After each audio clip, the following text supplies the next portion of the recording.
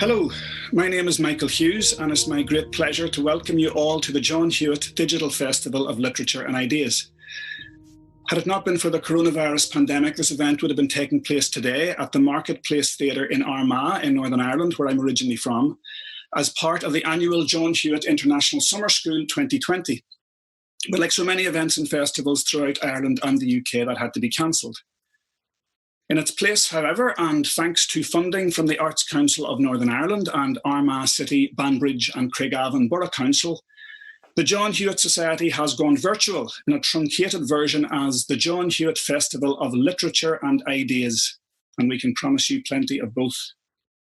This is the first of 3 in-conversation events with well-known fiction writers which were to have been at the Marketplace Theatre this week, and which we've been able to retain in the programme. Everyone at the John Hewitt Society is very grateful to the writers concerned for agreeing to go ahead. And before we kick off, I'll just let you know about the other in-conversation events at the Hewitt Digital Festival. So tomorrow, on Friday the 31st of July at 5:30, is Emer McBride in conversation with Jan Carson. And on Saturday, that's the 1st of August at 7:30 p.m, Marita Conlon McKenna in conversation with Martina Devlin. And I hope you'll very much hope you'll be able to join us for both of those as well. Also to mention, I'll mention at the end, but just in case I'd forget, the Hewitt Digital Festival bookseller is No Alibis Bookstore in Belfast. And copies of all the books being discussed in the festival will be available there. Copies of this evening's book, Strange Flowers by Donal Ryan, can be pre-ordered there, online or by phone, and I'd very much encourage you to do that. Pre-orders, especially through an independent bookshop, make a real difference to a writer and their sales, and that resonates with the publisher and with the retail. That's a wonderful way to support a writer if there's a book you know you're going to buy. So I very much encourage you to pre-order if you can. And the book we're talking about today, Strange Flowers, is the 5th novel by Donal Ryan, published, as I said, towards the end of August, the 27th of August by Doubleday. Donal has been a guest of the John Hewitt Society a number of times before, for a literary lunchtime at the Ulster Hall in Belfast in 2015, at the International Summer School itself in Armagh 4 years ago in July 2016, and then 2 years ago at the first Hillsborough Festival of Literature and Ideas. So we're very, very happy to welcome him back for the 4th time to the Hewitt Society.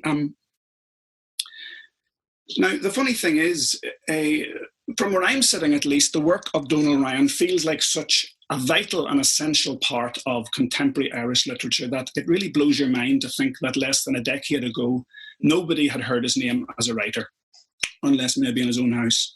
His first novel, The Spinning Heart, was published, I think, only 7 years ago, and it was one of the most sensational Irish debuts of the century so far.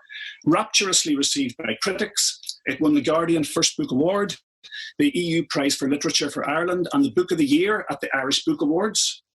In the UK, it was longlisted for the Man Booker Prize and the Desmond Elliott Prize, and it was voted Irish Book of the Decade.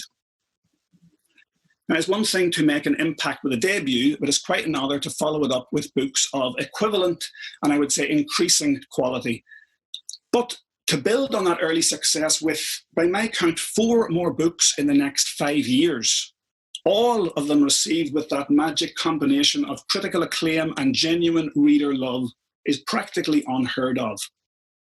And on top of this, the story of how Donal got published first, working as a civil servant, no particular connections in the literary world, a manuscript picked off the submission pile at a publisher's. Well, that story is the stuff of most writers' fantasies.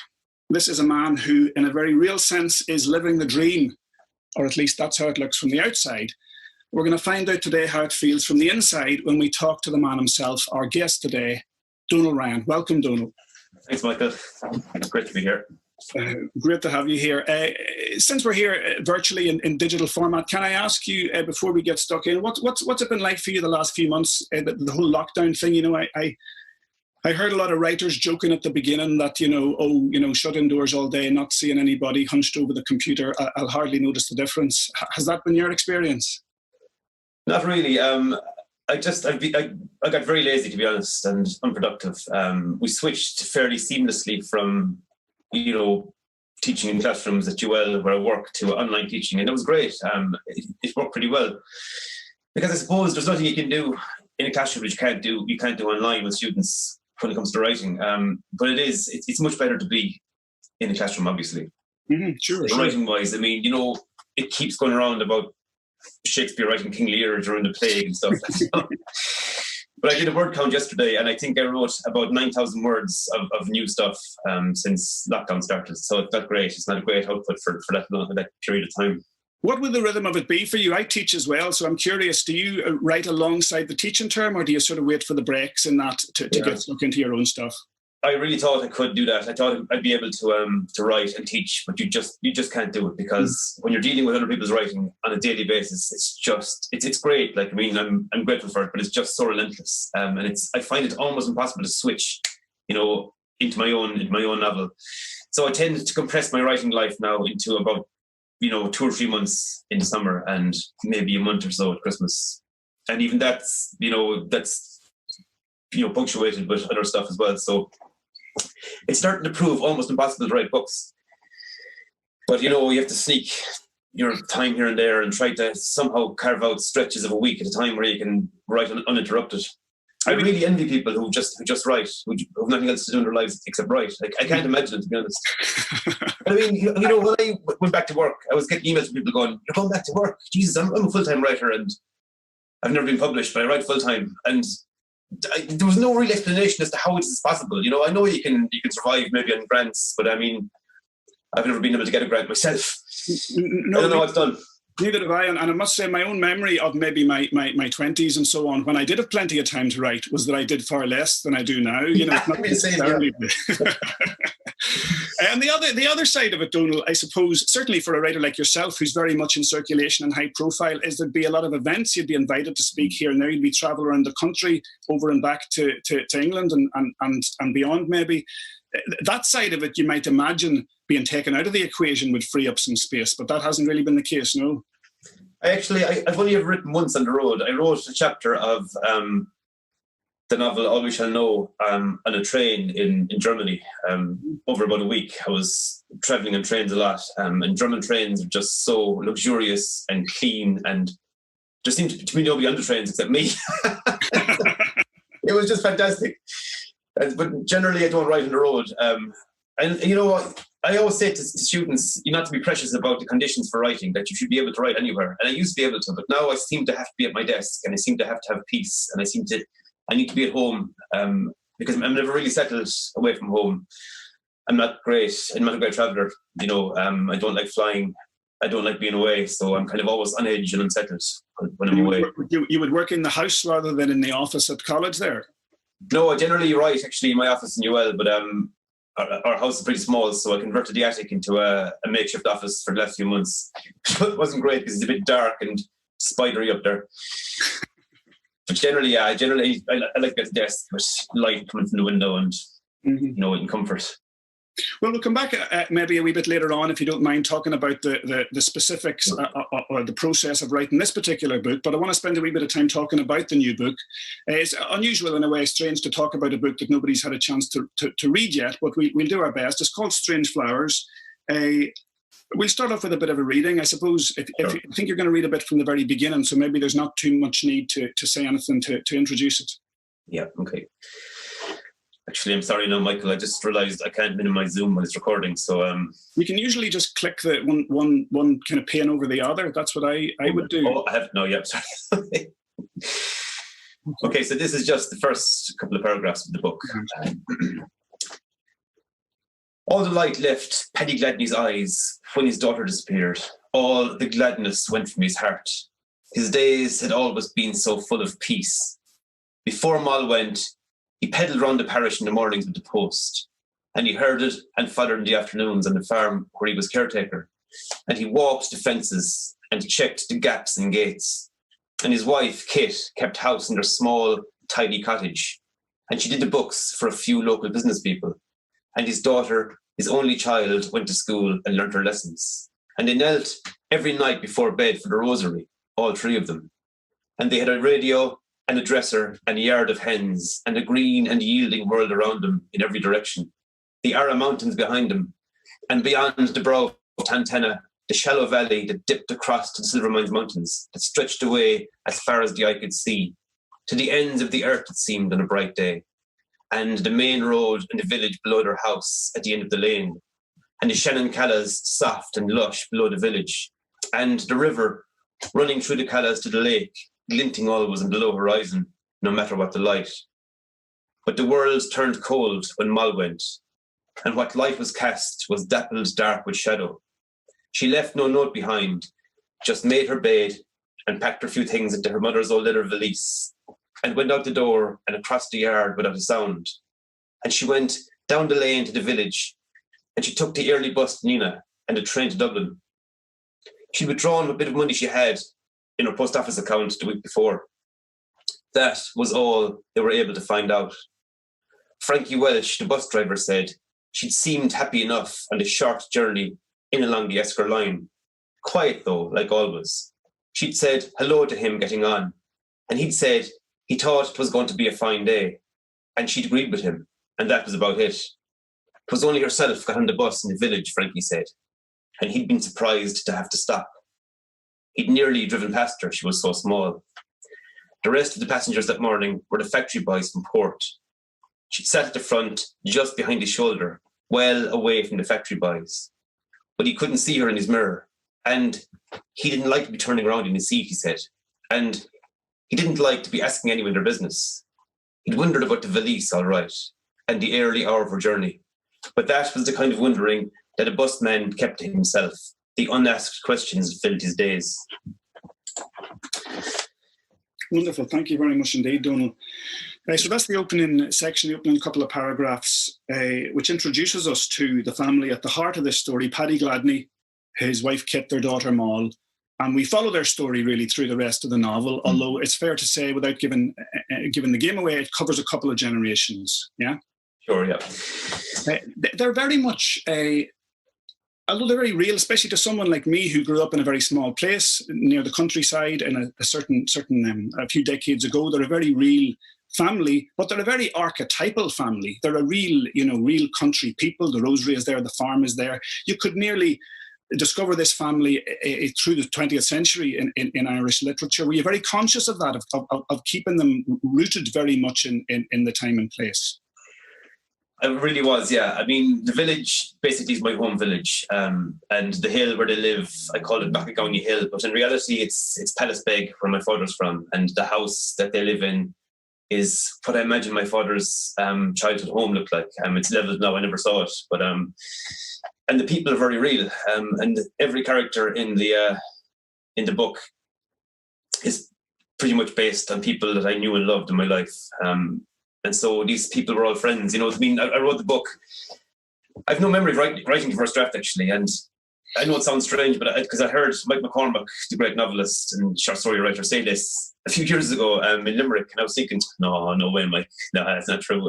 And I shouldn't have doubted him, you know. I know I love Mike and I trust everything he says, but I was thinking, it couldn't be. He couldn't have written a novel and have no memory of writing it. But I wrote the first draft in the few months after my father passed away. And he died very suddenly and very tragically. And I used the writing of it as a way of, firstly, as a way of approaching grief obliquely, so I didn't have to confront it, and also of forgetting about my grief completely. And so it became kind of an expression of grief. I mean, the book itself, there's loss in the book, and there's redemption and hope and love and family, and it really was a kind of a balm for my mental state at the time. You know, it got me through those few months of horror, basically. You know, maybe come back to the specifics of the story, but I'm really struck by hearing you say that, because what stayed with me above all out of this story was the sense of a father's love. There's a series of fathers in this book and in this story who reach beyond what they maybe thought they were capable of to find a love in themselves maybe they wouldn't have expected, and that happens a number of times. Those characters of fathers really came out of the book to me. Yeah, kind of in a way, I guess it's a book about fatherhood. It's one of the strong themes in the book, and you know what I mean. I felt my father's presence all through it.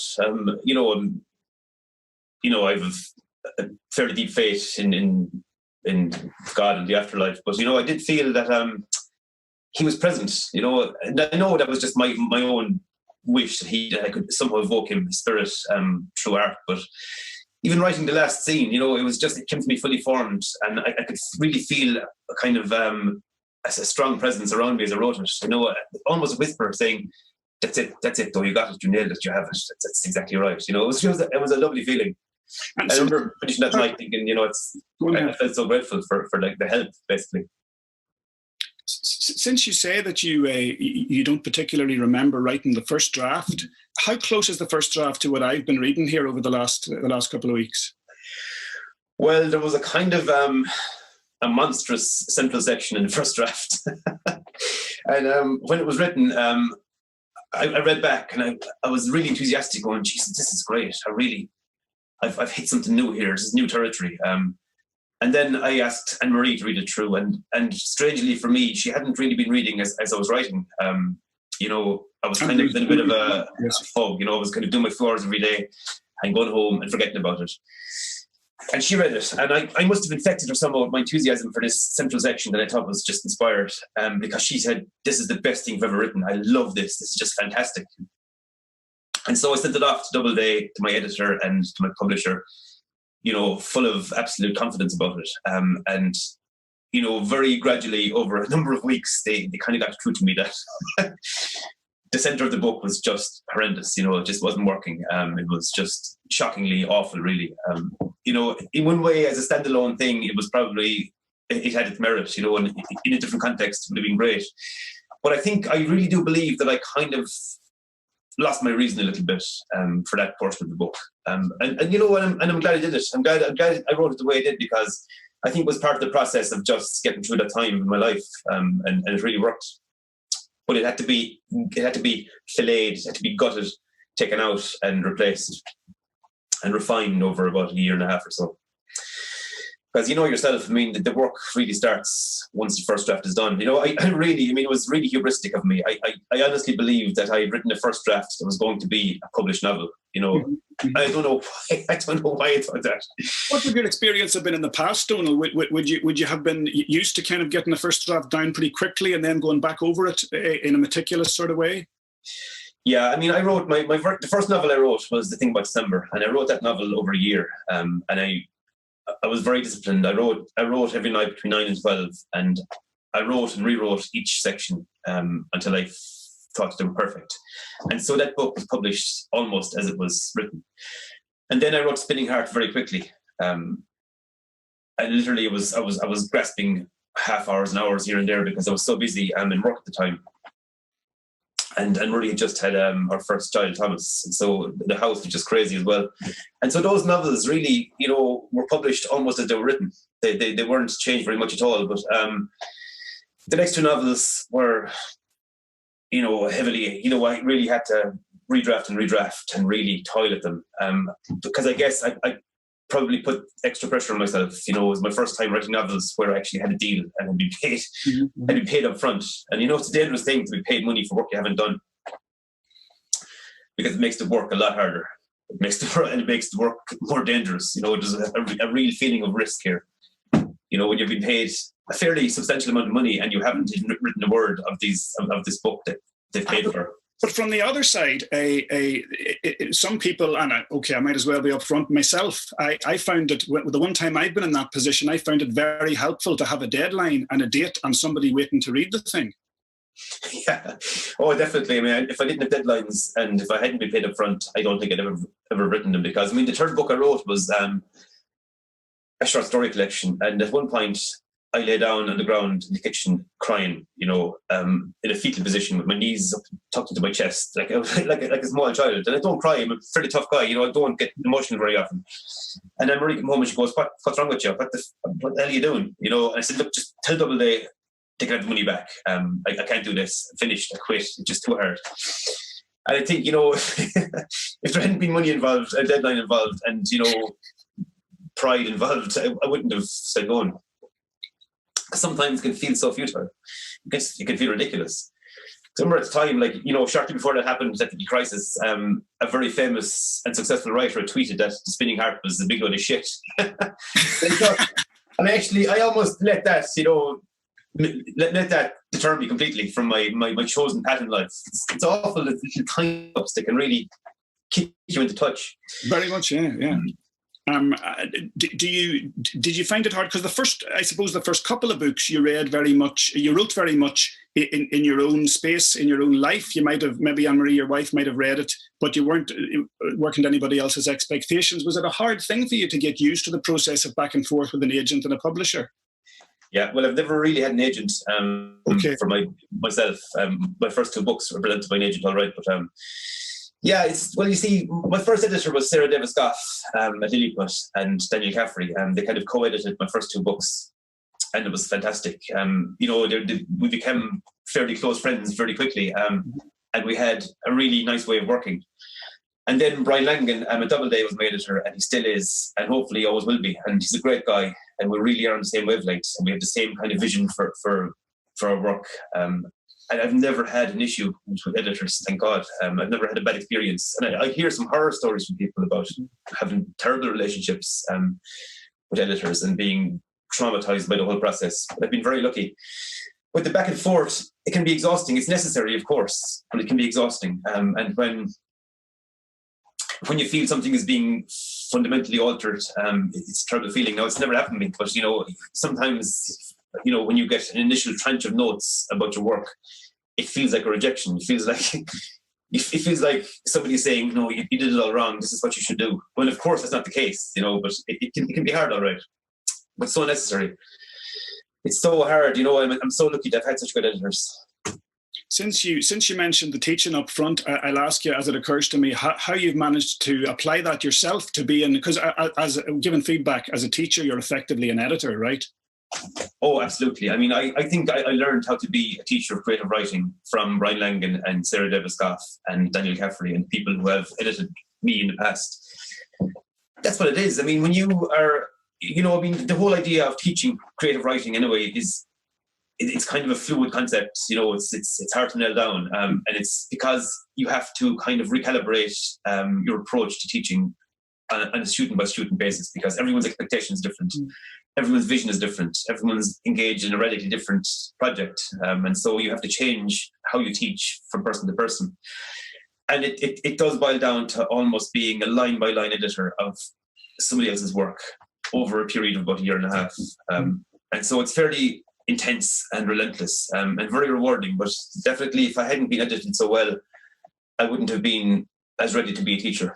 But what was it? What did you take from the experience of those people? Is it a general approach or a sort of relationship, or is it particular techniques that you apply yourself? There's all that. I mean, there's the fundamental mechanics of storytelling that you have to learn, and you have to be you have to have a natural affinity with, and you have to be able to articulate, because sometimes, if you just write, you never need really to articulate the act of writing. But if you're involved in teaching people or helping people with their own work, you have to do it. And so it forces you to think about what you do as a writer, because it's such a kind of it's esoteric. It's so personal to every person who takes on the task of writing a story. And so you have to listen, first of all. It's so important to listen and to understand what a person's trying to say and what you're trying to do. And it can be so easy to be didactic and to be kind of a little bit entrenched in your own view of what a story should be and how a narrative voice should take shape. But you have to, be alive to the person's own ambition and expectation for their work, and try to make somebody, just wring as much as they can from language. And there are simple things. There are really simple, basic things like reading and actually writing. To be a writer, all you must do is write. And to write well, you have to read. And these are things people actually don't sometimes seem to grasp. That you have to make language warm and malleable and usable by reading. You have to engage with language all the time.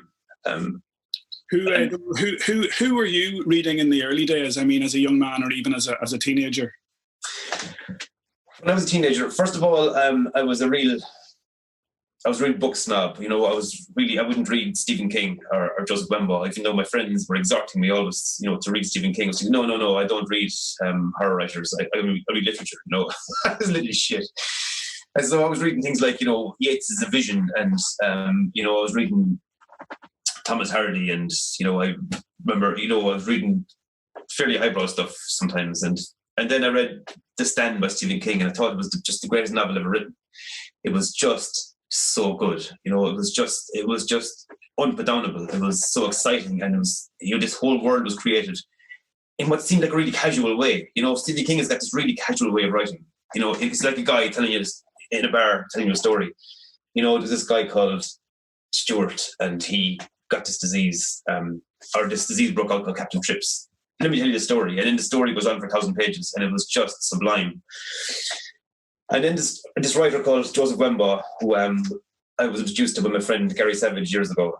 He's an American crime writer. And again, he had this, he wrote in this vernacular, and this really casual, almost throwaway style. And the stories that he wrote just stayed in my head forever. Like, he wrote a novel called The Choir Boys about this group of NYPD cops. And I remember every single character in the book. And it was kind of a polyphonic novel, it was about 7 or 8 guys, just kind of ensemble cast in the book. And I remember distinctly each voice in that book. It was just so good.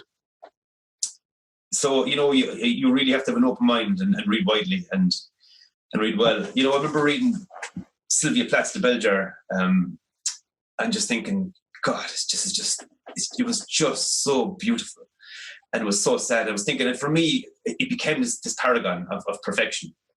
And I realized, over the years, when I learned more about Sylvia Plath, who she was, like how much of herself she put into that. How she literally bared her soul completely in that book. I mean, it was kind of a suicide note in a way. She died shortly afterwards. I mean, her mother tried to stop the book being published because it was the proto-auto fiction. But that's the kind of book that I would have had a closed mind about as a teenager. But in those days, Donal, did you have a vision of yourself as a writer? Was that what occupied you? Yeah, I had a vision of myself as a genius. I thought to myself, I was convinced of my own genius in my teenage years. I don't know what happened that left me then in my 20s, and I had no confidence at all. But were you still reading? Were you still engaging with the books? Absolutely. And in my head, all through my teenage years, in my head, I had the idea that I was going to write the great modern Irish novel someday. Absolutely convinced of it, and then I started to get down to the actual task of writing in my 20s, and found I couldn't do it. I literally couldn't even write a page without feeling terrible disgust. I thought I was writing, and almost a shame about writing. And God, I burned so many manuscripts and short stories and pages of poetry and prose. It's unbelievable. I suppose you have to go through these things. What would your teenage self make of how things have panned out? I think he'd be happy, all right. Yeah. But I mean, I was so lucky to have had this idea inside myself for so many years that I was a writer, and to have eventually been able to actually be the thing that I wanted to be. Mm-hmm. It's a real privilege, and it's something that doesn't happen for everybody. I've just been so lucky in life. What's the start of it, Donal, with you? You talk about encouraging others, but for you, do you start with the language? Do you start with a notion or an idea or something rippling out from society or the news even that gets you going? Or is it a story? Is it people? What tends to kick you off? Well, I mean, first of all, it's language. I love the way language is used here in North Tipperary, where I'm from, and in Limerick, where I live, and in parts of Ireland where language is kind of sublimated into code sometimes, and broken down and fractured, and our syntax is put together, is put back together kind of backwards sometimes. And the joy that people experience in telling stories in their own voice. And so that's when I started to really be able to write. It was because I decided to cast away all my notions of kind of the highfalutin kind of things I had in my head for years, and decided to write in my own voice. It just made it so easy. And that way of telling a short story in a really funny way that can be tragic, but is made beautiful by the way it's told in a real vernacular voice, was very strong in my head. And I realized I can tell any story. I can tell any story about anybody, anywhere in the world, if I just stay true to the way language is used, and don't try to push it too far. It's really obvious when a writer is really trying to look clever or smart, or trying to, to make language sing when it's insisting on being monotonous. And, I just try to be truthful, basically. But at the same time, you in a couple of the books, and this one's no exception, you step outside your comfort zone, and you step outside maybe the language and the perspective of your own lived experience, the imaginative empathy of entering into a different sort of life to tell that story as well. Yeah, for sure. But again, I tend not to tell stories unless I'm sure that I've got a good basis in knowledge. And I always say that fiction itself is a series of guesses. You can only ever guess at what another person feels and how it might be to be somebody else. But I do tend to base characters kind of on my own experience and people that I know and love, or have met at least and spoken to. And because you have to have some level of understanding of context and situation and geography, I think, and and social background in order to make something feel truthful, in order for it to count as a story. If you just take a wild stab in the dark and think, sure, that's probably what it's like, that's not really good enough, And so even though sometimes, I write characters who are in Central Africa or the Middle East, I do tend to need to have had some experience of that kind of situation before I start. There's a funny moment in this book where the character, who I think is fair to say has maybe a certain amount in common with you, but a certain amount of difference as well, who's a very intense teenage aspirational writer, he spends some time doing a course with a professional writer in Limerick. And I think I'm not alone among readers who slot Donal Ryan into that particular silhouette. Am I wrong? Oh yeah, for sure. I mean, that's me. Like, it's totally, absolutely. Yeah. There's a character in my last novel from Low Quiet Sea called Lampy, and I based Lampy pretty much on myself. All of Lampy's feelings and experiences were just drawn on my own experience and feelings. People were saying, "Jesus, that Lampy's a little shit." That Lampy is a sneaky little fecker. I was taking it really personally. It was a real blow. To go back a wee bit, one thing that is different, I think, in this book, the language, for those who know your work, the sort of voice, the language will be familiar. Maybe the concerns, the sense of ambition in what it reaches for in a very compact page count will be familiar. One thing that's different in this book, I think, is it's in the past. Yeah, you're taking us back in time. The other books, I think I'm right in saying, have all basically been centered around the present moment when you're writing. Is that right? Yeah. Actually, that's because the book started, it was centered around Josh at the start. And, I said to myself, okay, I'm going to put this guy, I'm going to make him this age at this point in the 90s, because I wanted to write something set in the 90s. Before we go into that, let's just lay out the groundwork a bit more, because we were a bit sketchy about it before. You said it was based on your father's people. Is the setup in the book with the big house and them living on the land, is that based coming from your own background? No, I might have, when I said it was based in them now, the story itself isn't based in them, but the kind of people they were, the way they interact. Tell us where we are. Who are we dealing with in this story? There's the Gladney family who have a small place on the estate of a big house, right? Yeah. So they have one daughter called Moll, and in the 70s, Moll leaves her home place and heads off to London and is gone for 5 years. Mm-hmm. So the family don't hear from Moll for 5 years. They hope and pray that she'll come back someday, but they kind of, at the back of their heads, I think, she's probably gone forever. But Moll returns after 5 years, and it's not a spoiler because she comes back, in the first chapter pretty much. And she comes back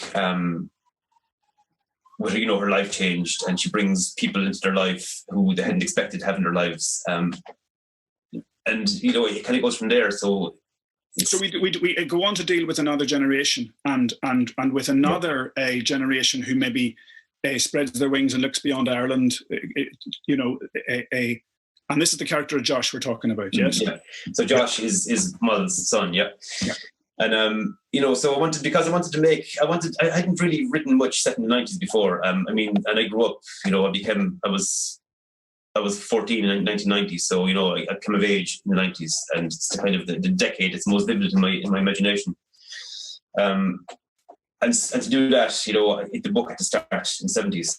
And I felt pretty comfortable there as well because I know that country so well. I know these people so well. And I know that part of the world and how it would have been in the 70s. Because, you know, I was born in 76 in that village. So it was all pretty real to me and pretty easy to draw on.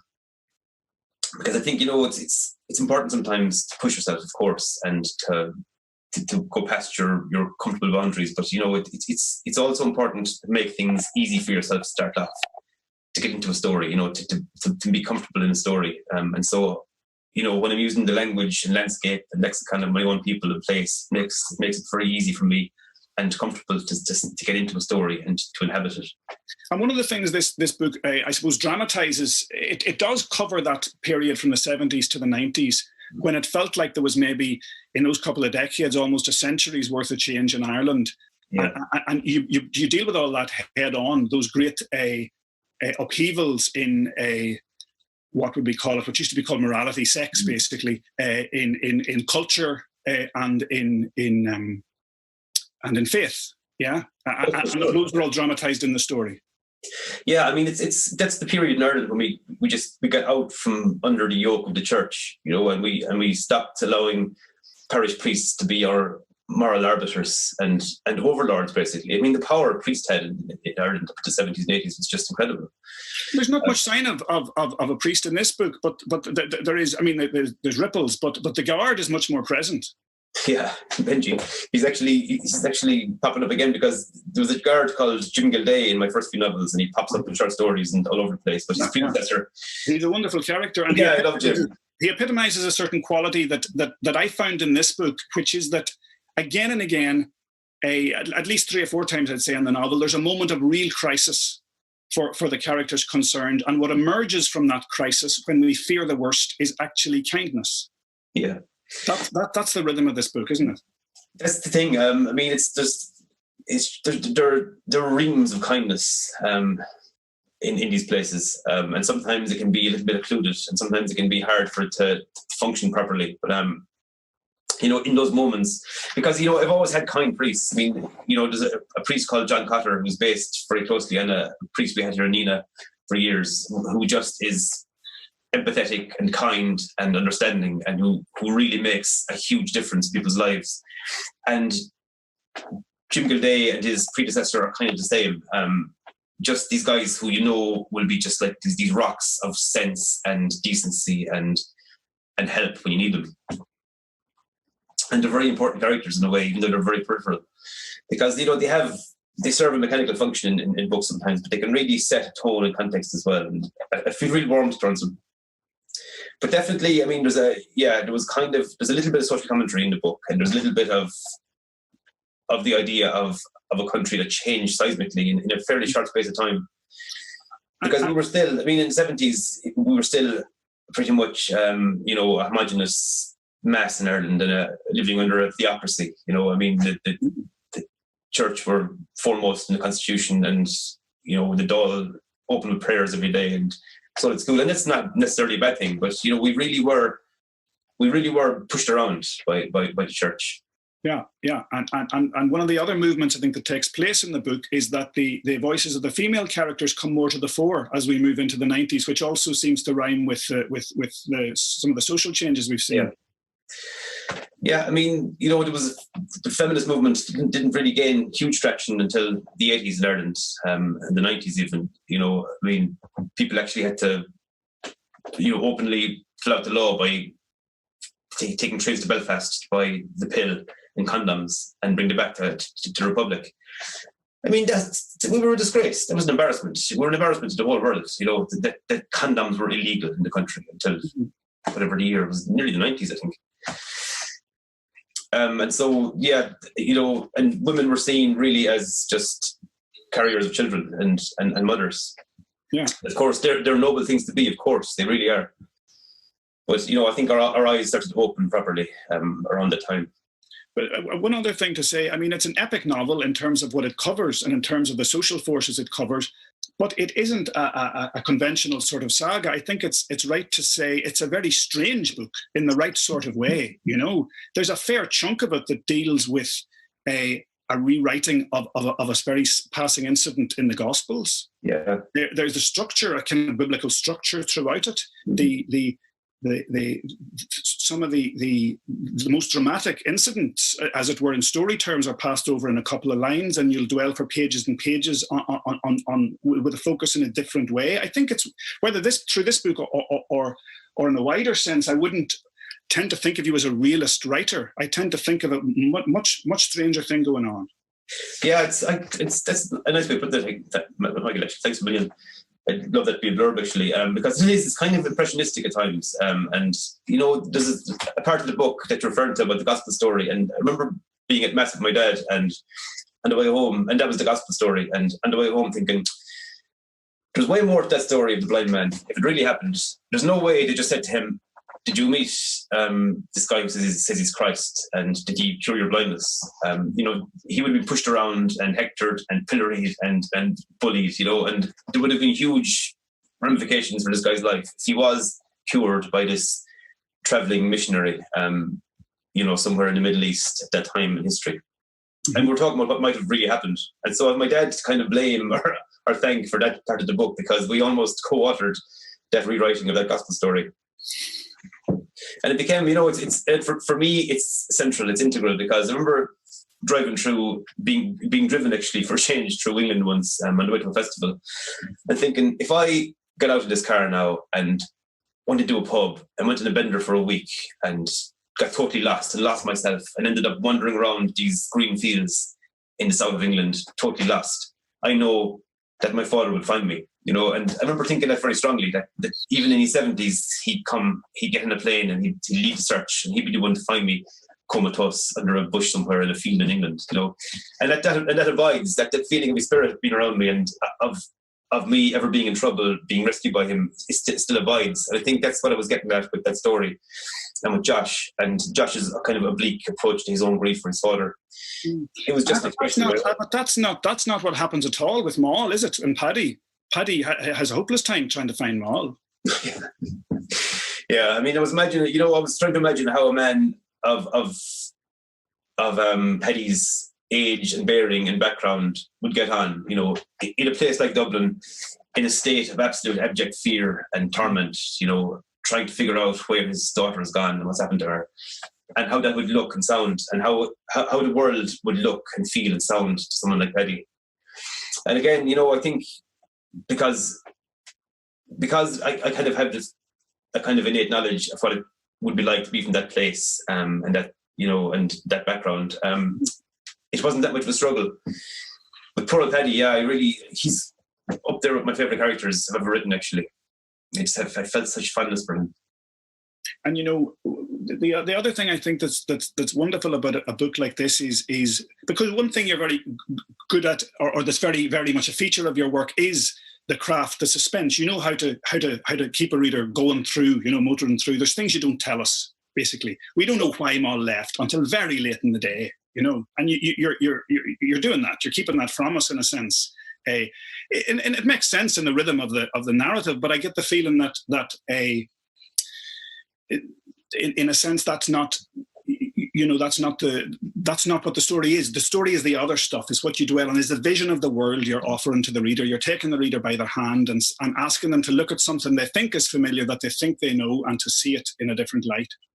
Yeah, that's bang on, really. And I know that there is a challenge in the book for readers, and because I do like myself to be challenged as a reader and to have to, to make a kind of an effort to readjust the way I approach books and stories, and this kind of this rendering of the world that we do when we write, and for not to be too easy. And I know I'm aware that this turns people off sometimes. And I remember a lady stood up once at a reading, and she had a copy of one of my books in her hand, and she was just incensed, and she said I was a disgrace. I was a disgrace to Ireland and to Irish literature, and to my parents, and that was just a total disgrace. And she got the book and she slammed it down on the ground. She was really, really angry about the whole thing. She didn't really tell me why she was so angry, but she just thought that I'd subverted the whole, the whole kind of concept of the Irish novel and Irish writing, and she wasn't happy with me. You know, and people do. I mean, it happens rarely, but it does happen sometimes, and it always kind of hits me hard. But people sometimes will queue. They'll queue for a good while, for 20 minutes, half an hour. Just tell me, I hate your books. Or anything worse, I just came to tell you I hate you.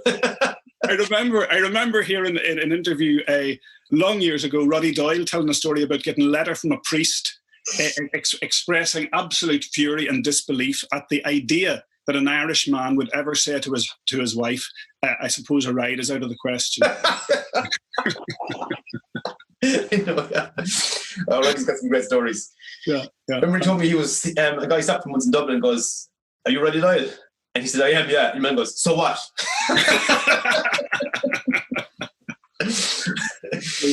Very good. Listen, Donal, at a moment like this, like I say, you're what is this book novel number 5, book number 6? Is that right? You think you're well broken in now, but do you still get anxious about how it's going to be received? Do you think, is this the one where they're going to say, what did we ever find in your man? You know? Oh, absolutely. I mean, you know, but I am used to getting bad reviews. I mean, like my last book got savaged in the New York Times, and all of my books have gotten at least one very bad review in a big newspaper. So I can kind of cope with it now. But I'm waiting for the day when, you know, a book just gets totally kicked around and doesn't sell. But, you know, kind of thinking, so what, like, if that happens, I'll be all right. You know, it's just something, it's a risk you take when you create anything. You know, there will be loads of people who tell you did it wrong and it shouldn't be done this way. And, you know, it's just a risk when you put something into the world. You kind of bare your soul and you bare your jugular and you let the world you put yourself at the world's mercy. I lightheartedly said at the beginning that in terms of how writers think about themselves when they're starting out, you've ended up sort of living the dream. You talked about your very intense teenage self.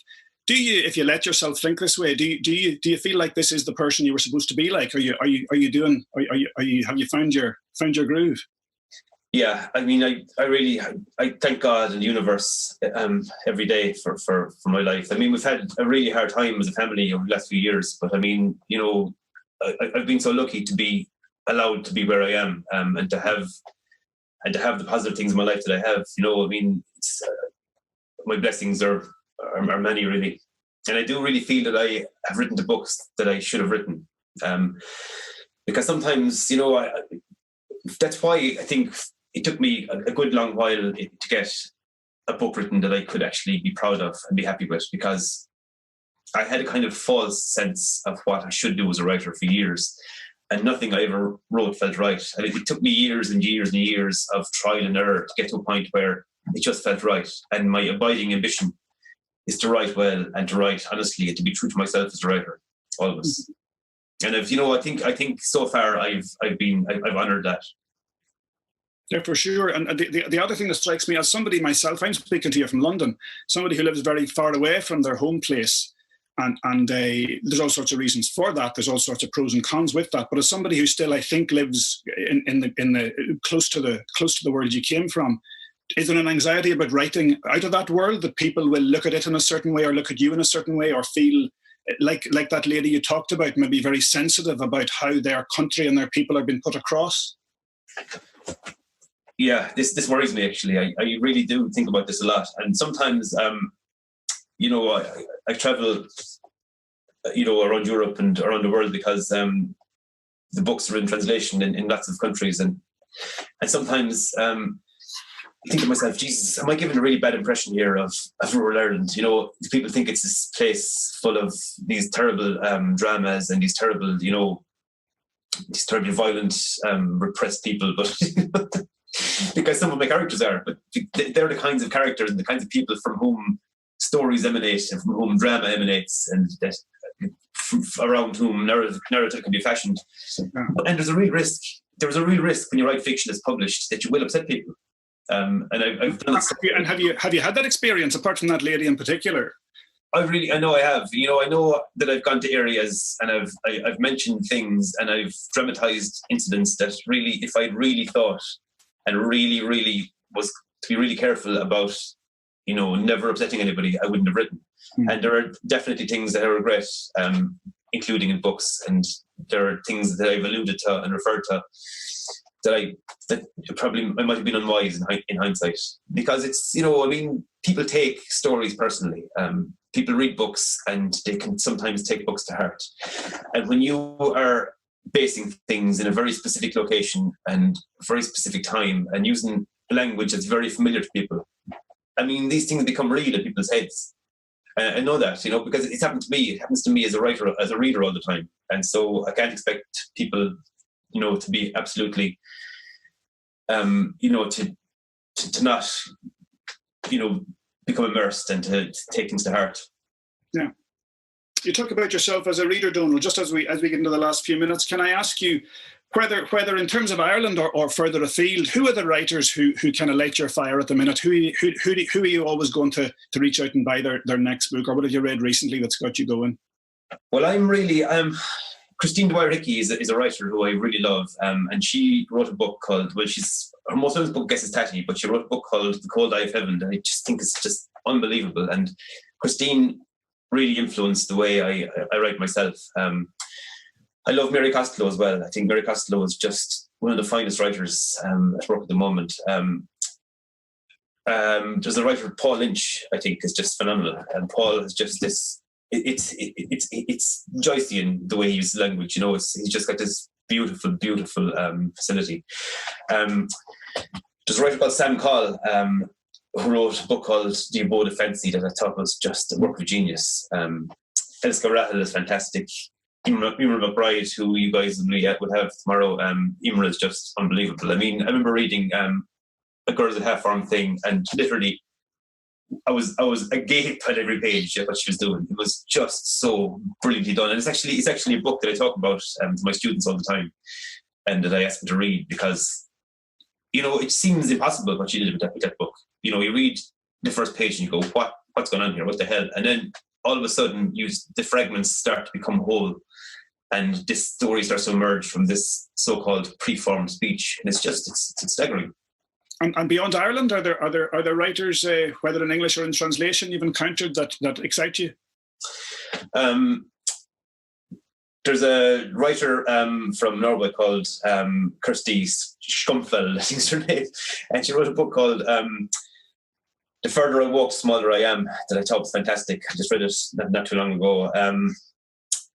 I read a book published by Tram Press called Problems by Jade Sharma, and unfortunately Jade passed away last year. I was heartbroken to hear it, because she just showed such huge promise in that book. It was fantastic. You know what? It sounds strange, but I read so much and I've sent so many books that sometimes it can be hard to just identify one or two writers that are really, you know, centered at the time. But I mean, you know, my favorite writer of all, I think, is John Steinbeck. I go back to him all the time. I have my collection of Steinbeck books kind of close at hand all the time.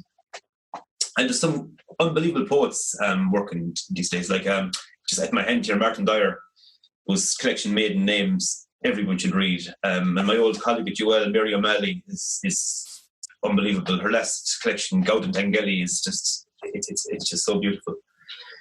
I love poetry. I think all novelists have to engage with poetry, because most novelists can't do it. Most novelists can't write poetry. I don't know why, but reading poetry just brings language so to life in such an intense, condensed way. It's amazing. Certainly, I'd rather read a novel written by a poet than a book of poems written by a novelist. Oh, absolutely, any day, yeah. I mean, you said you haven't had a massive amount written. Is there, we say as little or as much as you want, but is there a project on the go that you're not writing? Yeah, I actually am. I'm not writing a book that's provisionally called The Nearly Man, and it's based on the character of Mickey Briers from The Spinning Heart. The weirdest thing happened, actually. I started the book and I was making good progress, and I'd written a kind of sketchy first draft, and Mickey was really coming into his own, and I got a letter from a school in what county was it? Leitrim, from a teacher, and her students had written stories based on the peripheral characters in Spinning Heart who didn't have their own chapters. And one of the students had written a story, a brilliant, she'd given voice to Mickey Briers in a really brilliant and vivid way. And it was like, it was almost like the plot of my novel. Actually, and I went to the school to do a reading, and I said to the girl, "Look, we can end up in a lawsuit here, like, because it's going to look as though I took your idea from Nicky Briers, you know." But anyway, it's quite different now. But it was just a strange thing to happen. But anyway, yeah, I'm really enjoying writing it. I'm finishing up the second kind of readable draft at the moment, and I'm happy enough with it, to be honest. You know, it's all right. You know, it's hard to say you're happy with something when it's in its early stages, but it's kind of coming out all right. Great. Well, look, we look forward to that with great excitement. In the meantime, the rest of us can look forward to this. I don't know if this is the proof copy I have. I don't know if that's the cover they're going with, but that's Strange Flowers by Donal Ryan, a magnificent novel of Ireland in the recent past. Another real step forward in your own work, breaking new territory while still keeping everything that we know and love in your fiction. It's been a real pleasure to talk to you today, Donal, and thanks very much indeed for joining us. Michael, thank you so much. It's been I've really enjoyed it, and I'd love to be there in person. Hopefully next year, the year after, we'll all meet again. And it's been great. And thanks so much to the John Hewitt Society. I always get such a great welcome when I go up north. It's always a huge pleasure. And thanks so much for the great interview. Thanks very much indeed. And a reminder to all of you that Strange Flowers can be pre-ordered from No Alibis Bookshop in Belfast. They're the partner for the John Hewitt Festival. They'll take pre-orders by phone or online. And they'll also hold copies of Donal's other books as well if you want to catch up on some of those. We can hardly read them as fast as he writes them. I hope you'll join us tomorrow night for Emer McBride, and interviewed by Jan Carson, and on Saturday for Marita Conlon McKenna in conversation with Martina Devlin. In the meantime, thanks again to Donal. Thank you to all of you for joining us, and I wish you a very good evening wherever you are.